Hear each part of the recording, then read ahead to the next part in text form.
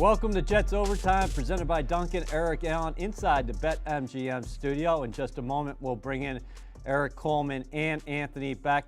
The New York Jets fall to 0-10 on the season with a 34-28 loss to the Los Angeles Chargers.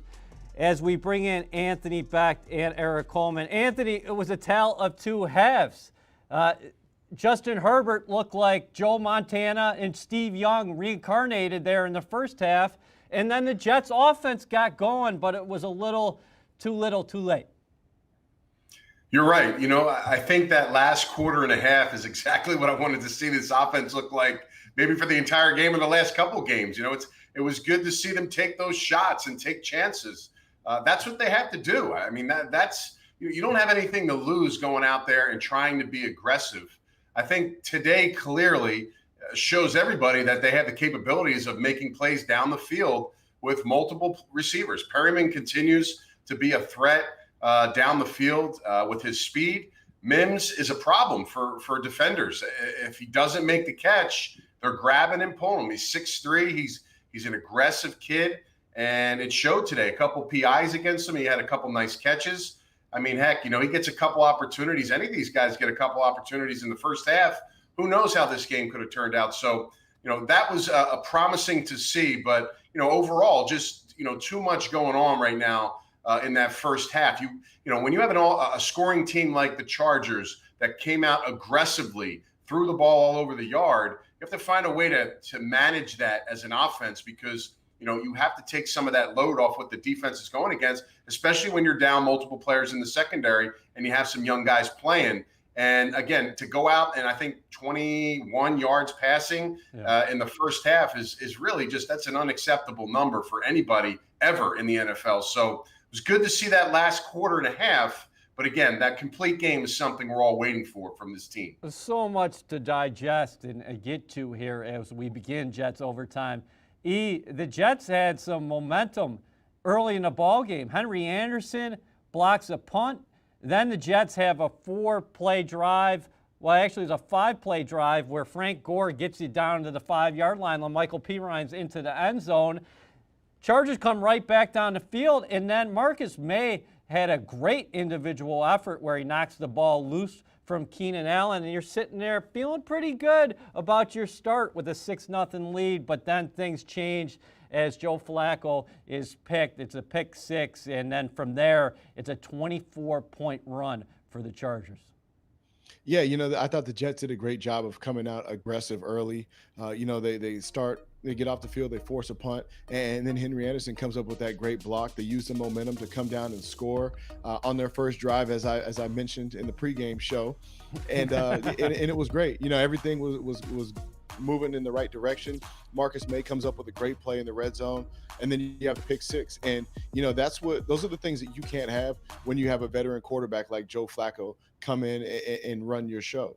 He can't give up touchdowns. It's one thing to not take care of the ball and turn over the football, but you can't allow the other team to put points on the board off your mistakes. But defensively, I thought the first half was, there were a lot of breakdowns in coverage. To give up 266 yards passing in the first half is unacceptable. You're not going to win games that way. But fortunately for the Jets, they picked it up in the second half and played much better. But the start of the game, the first half was, it was a great start. And then it leveled off, and then the Jets started playing bad, and they picked it up in the second half. Anthony, do you think the Jets were giving too much respect to the Chargers defensively? Like you talked about the way they switched things up in the second half. They started attacking like they did against the Patriots the last time we saw them on Monday Night Football. Of course, the Chargers want to keep everything in front of them. We heard about the zone all week, but the attempts weren't there in the first half. Even when you're not completing those passes, the Jets were having positive plays happen. Denzel Mims drew a couple penalties, and the Jets continue to move the football through the air in the second half. Yeah, I think with Bosa and Ingram and some of those players up front, obviously you want to see how that goes, and you want to make sure that you're able to keep that at a level that's manageable in the game. But, to have that mentality going in, it holds you back because you had the quick start, you get a touchdown. Unfortunately, the pick six ties it up, but you knew what the Chargers were trying to do every series in the first half. really throughout the game. They knew the weakness was to hit the secondary, to pass the football, and they did that. I mean, Keenan Allen, I think he had 10 catches in the first half, 16 for the game. I mean, you didn't have any answers for that guy, but what I did see, even though they gave up all those yards, it wasn't like it was blown coverages. It wasn't like guys were out of place. It seemed to me, or at least on the touchdowns and the explosive plays, defenders were there. They just couldn't make the play on the football, or it was a perfectly thrown ball by the rookie quarterback, Herbert, who I was really impressed with. I watched a lot of him this season so far, and you're waiting for him to have that rookie moment, right, where you just, there it is, that's kind of what we expect, but he hasn't had that. I mean, the kid's confidence is at an all-time high, and the Jets not being able to get to him early was a problem because he took care of business with his arm, deadly accurate, especially the deep ball. Just really impressive stuff for him, and it became a problem, obviously, throughout that first half of the game. Justin Herbert, 277 yards passing in that first half as the Chargers built a big lead. The Jets come back in the second half. They make it a one-possession game late, but not enough there for the green and white to get their first victory. Let's go to the virtual podium at SoFi Stadium right now and hear from Jets head coach Adam Gase. Adam, just how tough is it to come up with words to say to your team, at 0-10? Yeah, I mean, it's tough. Those guys, they battled. We struggled in the first half, obviously. We had some good momentum going. We get a turnover, throw a pick six, and then we couldn't do anything on offense. We struggled.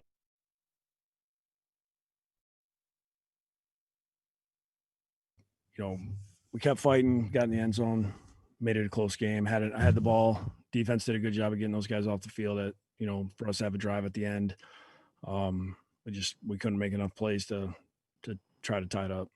Adam, what went into none of your receivers, your quote unquote big three, having a single catch in the first half? Was that? Yeah, I mean that wasn't obviously planned. There were some plays that were called to those guys. Ball didn't go there.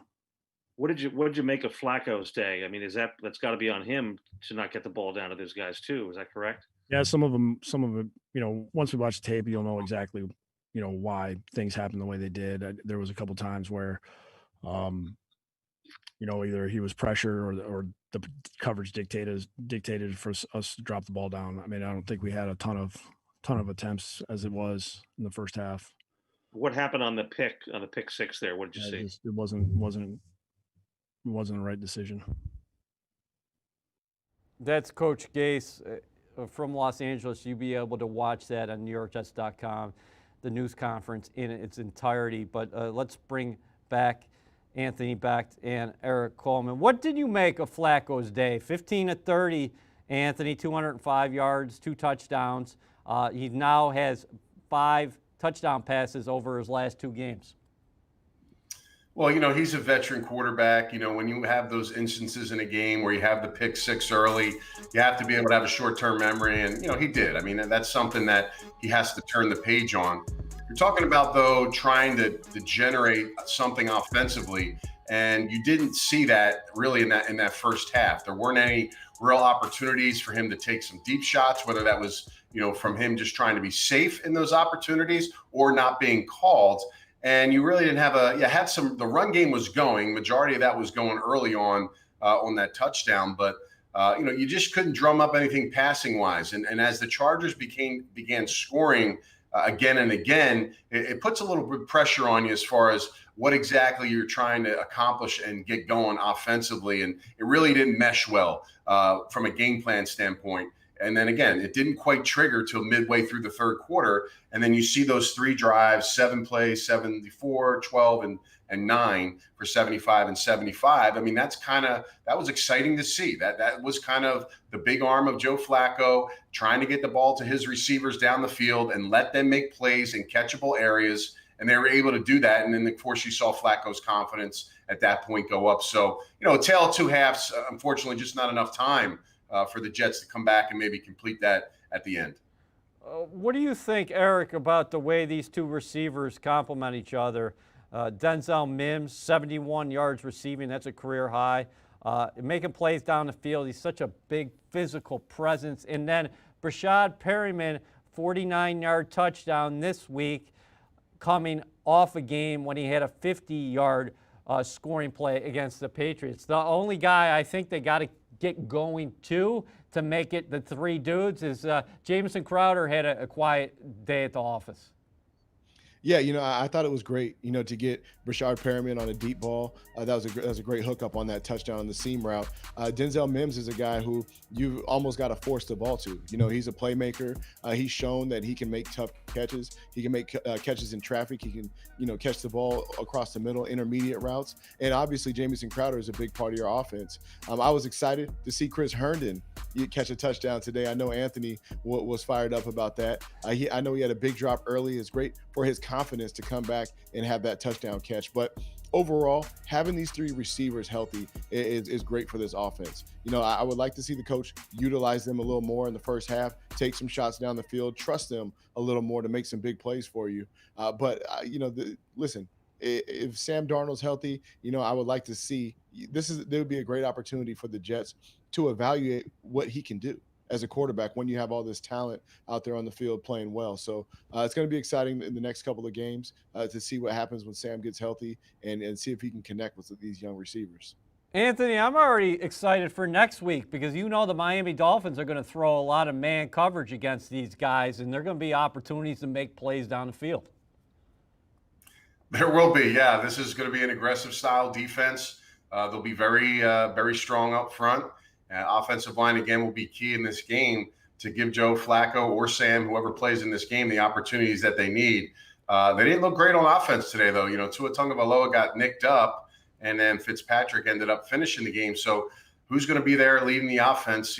Listen, you can either get that rookie who didn't play well today or a guy like Fitzpatrick who, it's fling and sling with him. You can get 4 touchdown passes. You can get 4 interceptions. So it's kind of pick your poison. But there will be opportunities to see some of those receivers win one-on-one matchups. And if the quarterback can hit them, it could be some huge plays for the Jets offense following what we saw today. All right, since we're talking about huge plays and the Jets receivers, let's go to Ethan Greenberg right now because he had an opportunity to catch up with Brashad Perriman after the game.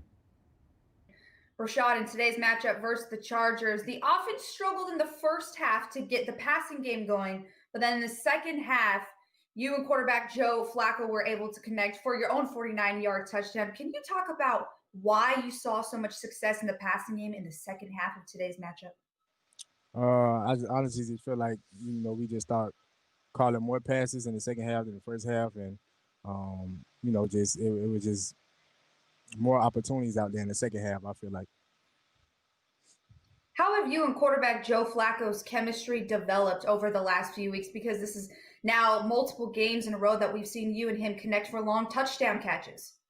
It's been good, for the most part, and of course it can always be better, and we still growing, we still just trying to get better and get each other down week by week, but it's definitely going good. The team got off to a really quick start today. The defense did their job in that first possession with the Chargers, and then there was the blocked punt. And then just a few plays later, LaMichael Pirine was able to get that first touchdown. Why was the team able to get off to such a quick start? I don't know, man. The defense really just was out there, playing fast, playing hard. And, they came up with us. They were able to stop them on third down, which forced them to punt. And the special team unit really just went out there and I guess executed what they were supposed to and, came up with a block. And it put us in the perfect position to go out there with a short field and take advantage of it. As an offense, how can you guys build off of opportunities like that and really take advantage when the defense has performances like that on the field? I feel like that's everything. When you get opportunities like that, you gotta take advantage of it, especially, if they give you with a short field. If they give you that short field, you gotta get some type of points, whether it's a field goal or a touchdown. Now, Brashad, I know 0-10 is tough to say for a team, but you as a veteran inside of that locker room, what are some of the positives that you are telling these younger players that you can build off of moving forward? just gotta grind, man. Like it's no way out of this. You know, the only way out is to keep working and get that first win. You know, that's what I tell them, and just stay positive. You know, through it all. Despite of our record, despite of what we're going through, gotta stay prayed up and stay positive, and everything will work itself out in the end. Thanks, Brashad. No problem. We're watching Jets Overtime presented by Duncan. Eric Allen inside the BetMGM studio. Of course, that was our own Olivia Landis with Rashad Perryman. The Jets had 4 touchdown passes in the season's first 8 games. Joe Flacco now has 5 over the last 2 games. And Anthony, I was encouraged too, not just by the play of Denzel Mims and Brashad Perryman, but Eric mentioned it. He alluded to it. Chris Herndon had a 26-yard reception, and then he got in the end zone. I think that's going to do wonders for his confidence over these last 6 games. Absolutely. You know, I've been talking about feeding him the football more. You know, that when you have negative plays mentally for a player, it's tough. But, you know, as a receiver or a tight end, you expect to get more opportunities so you can redeem yourself as a player. It seemed like all those bad plays that happened, everybody remembers them still because he hasn't been able to get more chances to get out of that funk. And, it's disappointing because, you want the best for the kid. You know, he's got a tremendous amount of potential. He's in his 3rd year. He needs to be peaking. And today, hopefully, is like that jump start. You know, got that battery connected and kind of triggered him a little bit. And, comes up with a huge catch over the middle. And then we talked about that cover 3, working that seam on the touchdown. Did a nice job, Flacco, kind of keeping that safety in the middle and hitting him right on that left seam there for that touchdown grab. So it was good to see. You're right. That should help his confidence. Why wouldn't it? I mean, to get involved like that and to see those positive things happen. Now you got to, keep it going. Give him more chances, more opportunities so that he continue to rise and play at a level that assures everybody that when we're watching him, like this is the guy that needs to be the tight end for the Jets. There you go, right on cue. Now let's get out to Ethan Greenberg. This time it will be Greeny with the aforementioned Chris Herndon. Here with Jets tight end Chris Herndon. Chris, let's just start with the ground game. Both Frank Gore and LaMichael Pirine averaged 4.1 yards per carry. Do you guys feel like you took a step forward in that direction today? Yes. I mean, one thing we definitely pride ourselves on is being able to run the ball. And, the O-line up front, they fought today. They worked hard, and we're extremely proud of them for getting that because those running backs work extremely hard as well during the week, and they deserve that. Chris, how about this offense? What was the biggest difference, do you feel like, between the first half where it seemed like you guys were struggling to find a rhythm and then the second half where you put together 3 scoring drives consecutively? I think, we just talked in the locker room and we all came together and said, we're stopping ourselves, we're slowing ourselves down. And we came out the second half, on a mission, making sure we're trying to capitalize each time we got the ball. And we did that. Unfortunately, we came up short, but at the end of the day, we still, played a great second half, and now we just need to capitalize on that, what we did, and put together a full game. What changes for this offense when you guys take shots down the field, whether it's Brashad, Denzel Mims, or even yourself? You had a 26-yard reception. What changes for this offense when that happens? Just when those type of plays happen, it allows our offense, to get to the ball quick, play fast, and it also, adds a little spark to the feeling of the game. Like you said, first half we were kind of stagnant, but those plays we all made in the second half, you could feel the energy shifting, and it's a great feeling when you finish the drive off and see all your teammates happy and smiling. Chris, you've been so patient throughout the course of the season, and you've said it. Coach Gase has said it. Dow Loggins has said it, that you've been filling your role well. But to get that first touchdown catch of the season, is that like a sigh of relief for you? I mean, situations like that, self-inflicted. I had a few I could have had earlier in the season, and today I just focused in more on the ball and played with confidence and played loose, and those plays just came to me today. Get running for less at Dunkin' with a $1 medium hot coffee with a sandwich purchase. America runs on Dunkin'. Participation may vary. Exclusions apply. Limited time offer. You are watching Jets Overtime, presented by Duncan. Eric Allen inside the BetMGM studio. The Jets fall to 0-10 on the season with a 34-28 loss to the Chargers at SoFi Stadium in Inglewood, California. As we bring back both Eric Coleman and Anthony Beck. Eric, what did you make of the defensive performance? They just could not get off the field on third down against Justin Herbert and company. I believe the Chargers ended up going 9 of 15, but there were points in this game where they were converting more than 80% of the time on third down. And there were a couple of standout performers, I thought, on the defensive side of the ball. Ashton Davis all over the place. He had 12 tackles. Harvey Longy, we mentioned his name again. He had 11 tackles. And Neville Hewitt had 11 tackles. The Jets had 3 sacks today and 8 tackles for loss. But again, too much Herbert, and you just could not get off the field when you needed to get off the field. Yeah, getting off the field is a big part of having success in the defense. Having those long drives wear you down and give the offense more opportunities to make big plays. But when I look at the tape. Okay. That's Eric Coleman. We're going to get back to him momentarily. Sorry about that. Anthony, what did you think? We knew that the Jets had a tall task today, starting 3 rookies in that secondary. Lamar Jackson, undrafted free agent out of Nebraska. Bryce Hall making his second appearance in the National Football League, his first NFL start, and Ashton Davis again playing alongside Marcus May at safety. Anytime any NFL team is lining up 3 rookies in the secondary, that's a tall order.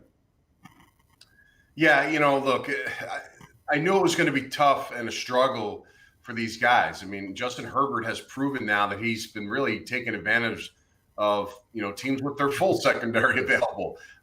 He's very gifted as a passer. And, I think for the most part, I mean, listen, you can look at the early numbers. They were high. And you look what Keenan Allen did in the game. And, he's a tough cover. I mean, it just is what it is. And the Mike Williams, they find the ball. They can catch it in close quarters. But, Herbert had to make some really tight window throws today, especially even down the field, and they were perfect. I mean, defenders, in my opinion, that were in the right spot just weren't able to get their area or that landmark to knock the ball away. Even on the touchdowns, it was just difficult for them. The Lamar Jackson play, I mean, he's right in position, and Herbert just makes a fantastic throw to Allen, and you're right there to knock the ball out, and just you miss it. I mean, it was just one of those deals where, sometimes the quarterback's just that good. And when he gets on a roll like that, I mean, I think he was 15 for 16 for his first 16 pass. I mean, he was just in a rhythm. And when you get in those rhythms, it really doesn't matter if you're a rookie or, a 10-year veteran in the NFL. That's going to help you. And it's nothing really you can do as a defender. You just try to do the best you can. And plus, he spread the ball around to multiple guys. So, it wasn't just one guy getting picked on. At least it may have seemed that way when you see a guy like Keenan Allen have 16 catches. But, they move him around quite a bit. So, again, it was a valiant effort. I thought there were some good things. In the end, when the Jets became more offensive and scored, they made some plays. They were able to get some stops. And that's some of the promising things you wanted to see. And, of course, they got the ball back at the end, Eric, right, to give them a chance to at least go down there and try to score, and they weren't able to do that. So opportunity were there at the end, regardless of what the situation was. Big picture is, did you get a stop when you needed it? They did. Jets got the ball back. They were hot on offense, and the Chargers came up big on defense and made the stop. Yep. Joe Flacco got into a rhythm late in the second half for the Jets today against the Chargers. Let's hear from the Jets signal caller right now. Can you talk as an older player, not to say that you're going to retire after this year, but just having to deal with that possibility at this stage of your career? Well, I think obviously the fact that you're answering the question, it's obviously in the back of people's heads, but we're fighting the battle every day to stay confident and to keep our heads held high and come out here and play football games the way we know how to. So we just got to keep doing that, keep focusing on the day to day, and we got to have faith that we have the guys that get it done, and one of these days we'll look up at the scoreboard and we'll have a victory at the end of 4 quarters. Joe, obviously, nobody plans on a year like this. I just wonder. I know when we spoke to you when you first got signed, and even when you first started, your first game, that you talked about wanting to be a starter again in this league. And I just wonder at 0-4 now as a starter with this group, where you fear that maybe takes you, by the time this season's over. Well, I'm not really worried about it. I'm not thinking about what comes for the future. I'm trying to play the best football that I can play and help our team win. And you can't really. A lot of those decisions are not made by myself anyway. But I'm going to keep my head down and keep playing, the best football that I can play. And who knows where that takes me. And speaking to a number of your teammates, they say that effort has never been the issue. It comes down to execution. What do you guys take out of these last 2 games where you guys were so close to victories against the Patriots and now the Chargers? I think this one's a little different than the last one, but listen, we can obviously play with teams, if confidence is lacking, which, listen, it's tough for it not to be. We have to definitely find ways to keep ourselves going. But I think you can definitely see that we should have no lack of confidence. We can definitely go out there and compete to win these football games. And we just need to have that mindset from the very first whistle. We need to start believing that it can be done. And, the only way to do that is to play good football and prove it to yourself. So, I think we had a lot of things that we can use to build off of over the last 2 weeks. But at some point, we just got to make sure we make it happen. You are watching Jets Overtime presented by Duncan. Eric Allen inside the BetMGM studio. We just heard from Joe Flacco, who made his 4th start for the green and white today, as we bring back Eric Coleman and Anthony Becht. Eric, the guys has got fabulous perspective, and I guess that's what you would expect from a 35-year-old, a former Super Bowl MVP, a guy who's seen everything in the National Football League. But he's never been in this situation before, and most players aren't, frankly, at 0-10. But talking about a steadying hand, when you hear Flacco talk, I think that has to resonate throughout that locker room. Yeah, it does. You have to, if you're a player in this locker room, you have to keep a positive attitude, try to work to put 4 quarters of solid football together and just play a well-rounded game. I mean, each phase of the game had their own spurts, but they also had their letdowns. And I think it's important for, I'm talking about the defense. You have a great play by Marcus May, forcing a fumble. You have Neville Hewitt all over the field. You get 3 sacks. And then on the other side, you give up a couple of plays because of lack of depth in coverage. You have to know going into this game that Justin Herbert is great at throwing the deep ball. As a safety, you have to play defense from the top down. You can't let defenders get behind you. On offense, staying consistent with that run game, but taking shots down the field early as well to keep that defense honest and to give yourself some momentum. So, I think overall, the Jets do have the talent. They do have the skill set to go out there and win a couple of games. It's just about putting 4 quarters of great football together, and they'll get it done by the end of the year. Anthony, was there at any point during the game today where you watched the Jets start to click in the passing game and wonder what this all would look like with the 23-year-old Sam Darnold at the helm? Well, we'll have to wait and see, until Sam gets out there. You put Sam and his ability to, move around, extend plays in the pocket, and you kind of, think about Joe Flacco's game, where he's a pocket guy. He's not trying to leave or get out unless it's a designed play action rollout pass. That can only give you some really good opportunities. I mean, when DBs have to cover receivers like Mims now, who's a problem, Perryman, who can, run by anybody, and then Crowder, who I think will benefit more from a guy like Sam because he knows that's his go-to player in those, third short, second short areas. That can, it can be better than what you saw in that last quarter and a half. So, the most important thing is for Sam to get healthy. I want to see the best Sam that I can see out there. And I think that's what the organization wants to as well. And, Sam should trust that process. And when it's time for him to come back, hopefully those pieces are there still, that he can utilize them as well, and everybody's in place, healthy, and ready to go. Well said. We'll have to monitor the status of Sam Darnold throughout the week. He missed his 4th contest of the last 6 games today. Joe Flacco making his 4th start. The Jets have another veteran in that offensive backfield, a guy who's going to go to the Hall of Fame, and that's Frank Gore. And this is what he had to say after the game. Frank, is this the toughest situation you've been in your career? Yeah, I'll say it's tough because it's the stage of my career. You know, it's the stage of my career. You know, when I was younger in San Fran, you know, I always felt like I got time, you know, and, you know, now, you know, I don't know if I'm going to play next year, and, you know, I don't know, you just never know. You got, and I got to be real with myself, you know, how teams think, you know, about my age, and, you know, they might don't want a 38-year-old running back on the team, but, you know, it's tough because, I don't know what about next year. You play this game to win. You play this game to win, and what I can say, keep me up. How these kids come in, I ain't gonna say kid, the young man come in every week to work and work their behind off, and that keep me going. I know that they care. So once I see that, man, and coaches, coming in every day working, and we coming in, every day during the week working our behinds off, it get me up and get me going. Let me tell myself, we're not winning, but I can at least show these kids, these young mans.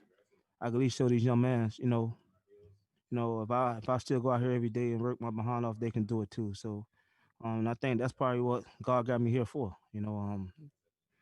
To keep showing these young mans the way to work, to be pros, and hopefully we just get a win. That was the great Frank Gore. His son, Frank Gore Jr., of course, playing collegiately at Southern Mississippi. And if you haven't checked out the Emmy Award-winning One Jets Drive from last week, you should. Great profile on Frank Gore. Hey, guys, you both played in the league for a long time. When you hear Gore empty himself out like that, what's the first thing that comes to mind, Anthony?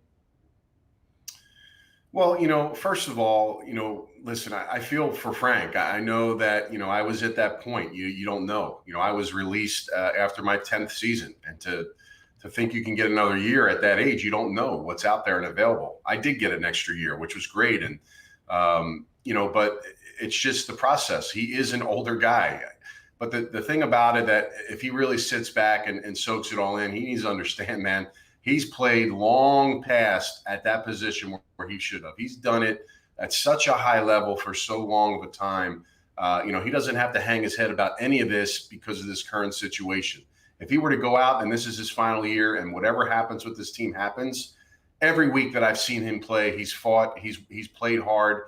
Everybody in the organization is going to look and say, just a consummate pro that, take away his age, it really doesn't matter. He played as well as they needed him to play in the situations and opportunities that he was given. So there's nothing for Frank to feel bad about, but, he is a competitor as well. That's what keeps him wanting to come back. I mean, he's made a ton of money in his career. He's got, a lot of great things going for him, but, it does come down to those, the opportunities dwindle down at the end. You don't have the choice of the teams you can pick from. And, you just want to go there and you feel like your presence, your leadership, and what you've done through your career, that you can bring something to the table to help win football games. And that's probably and you heard it from him, that's what hurts the most. He wants to win games. And, hopefully he can get a couple under his belt here before the season's over. Eric, he mentioned, Frank said, listen, we don't want to go 0-16. You don't want that on your resume. You don't want that on your record. Obviously, this is the ultimate team sport. But if this is Frank Gore's final year, he wants to get a win or two down the stretch. Absolutely. And, when I hear Frank speak, I see a man who understands why he's here. He's here, he has a great resume, but he's also here to be an influence on these younger players, or his kids, as he called them in the interview. to have the resume that Frank Gore has, to have the success that he's had on the field, and to show them, to show these young players, this is how you come out and work. This is your attitude. This is how you take care of your body. He's a great example for these young players as to where they should be going in their career if they want to have an extended career. When I got into the league, there were guys like Anthony was in the locker room, but like Curtis Martin, Rain Corbett, those are guys that I went to ask, what is the secret? How do you last so long in this league? And you learn different tricks of the trade. You learn how to take care of your body. You learn the work ethic. You learn what it takes to last and to have success in this league. And Frank is a guy that understands that. But while he's playing, he's also showing them that he's a competitor. I want to go out there and win games. I want to be the best. Whenever I step out in the field, I'm the best player on the field. And having that attitude is what's got him this far. Let's get to final thoughts now. Anthony, no moral victories in the National Football League. The Jets have lost by a couple one-possession counts the last 2 times out. Close, but not closing the deal. Like Flacco said, this game had a totally different tenor than the New England game when you had a 10-point lead in the 4th quarter. You were playing catch-up for the majority of this ball game. And for the majority of this ball game, it was double-digit catch-up ball. But as you look ahead to next week in the Miami Dolphins, the division team coming your place who got you down there, you were shut out. You think you've taken some strides here offensively, and you have an opportunity to knock them out of playoff positioning. Look, Miami is leaning on the high side that the Jets will come out conservatively and try to play a game where they can control and manage. I think you got to flip the scripts. You got to start becoming the aggressor. Again, this team has nothing to lose. You need to add on to what you did in the last quarter and a half of that game. And I know you get more aggressive because you're down. You have to do those things. But I think you sprinkle that in more. Start the game like that. Let these guys go out there, these receivers, take on the challenge, see if they can do it. I truly believe they can. And look, your quarterback has to be accurate in those moments. And whoever that quarterback is at that moment, let's see if they can make some plays. I mean, listen, this team scored, was it 28 points today? I mean, all really in the second half of the football game. So, try to put a plan together where it gives you a lot of opportunities to really push the ball. And it's not just deep balls and post routes and go routes. It's strategic stuff. It's conceptual stuff that you can do offensively, but it's more being aggressive with it, setting up the pass for the run. I think it's always, you look at the Jets and you feel like they have to, run the ball first, control, take what the defense gives you. Maybe this week you say, you know what, guys, we're planning this thing. We're coming out in attack mode. And I think it may bode well for this team. And listen, again, you have no wins. So you're trying to get one. Ultimately, Frank Gore's trying to get one.